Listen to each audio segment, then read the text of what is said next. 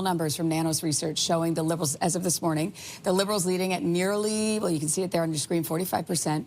The Conservatives, 37.3%, and the NDP hovering around 8%. How important, Laurie, are debates in swaying voters? Do they matter? Well, I mean, sort of. Like, I think most people who watch debates, they're going to think that whoever their preferred candidate is has won. And so I think if it's going to matter, if it's going to move people's votes, it's really focused on those people who haven't decided yet who they're going to vote for. In this election, I think there's a really heavy sense of consequence. There is a real sense that this election matters. I think largely because of what's going on with our relationship with the U.S., the tariffs, what's down the line. And I think, for that reason, there might be a little bit more attention paid to these debates this time. But I mean, debates are different than they used to be. They're very, very scripted. They're very, it's not like people are going in and having these impassioned, spontaneous exchanges. It's very much, the leaders know exactly what they want to get out there. They've been heavily prepared for this. They've got their sound bites they want to get through. There's not a lot of spontaneity. And so no one is going to be underprepared. No one is going to be, like the knockout punches aren't really, they usually don't happen. And so no one is going to, chances are, no one is going to perform so well or so badly that there's going to be a big shift in popular support. What does Liberal leader Mark Carney need to do tonight? Okay, I mean, this is such a different race than we thought it was going to be 6 months ago. Carney's in the lead. Ultimately, he needs to stay there. I think he needs to focus on what makes him a unique candidate.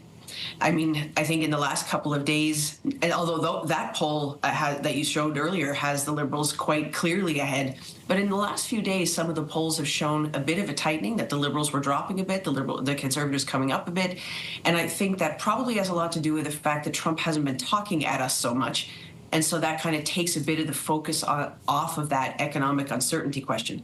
And then that's the issue that really lifts Carney up above the others, and that, if you can put it that way. And so Carney has to keep the focus on that. He has to show why he's the one that's not like the others. He has to show what his value added is. He is going to be the target.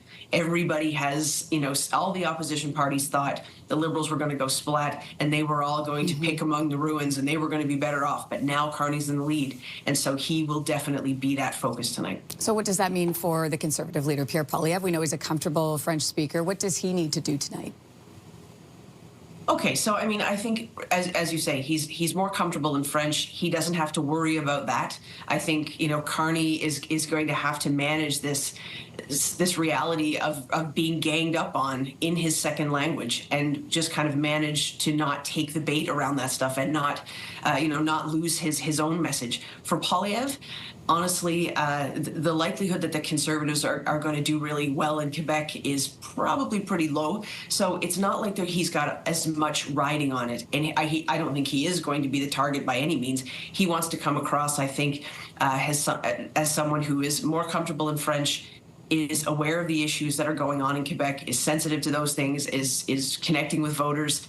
But honestly, I don't think Poilievre is going to be the focal point at all tonight. I think this is really going to be about Carney and the key competitor in Quebec, Yves-Francois Blanchet, who has everything on the line tonight. He's really the one that has to get that message across, that Quebec needs its own voice in this uncertain time.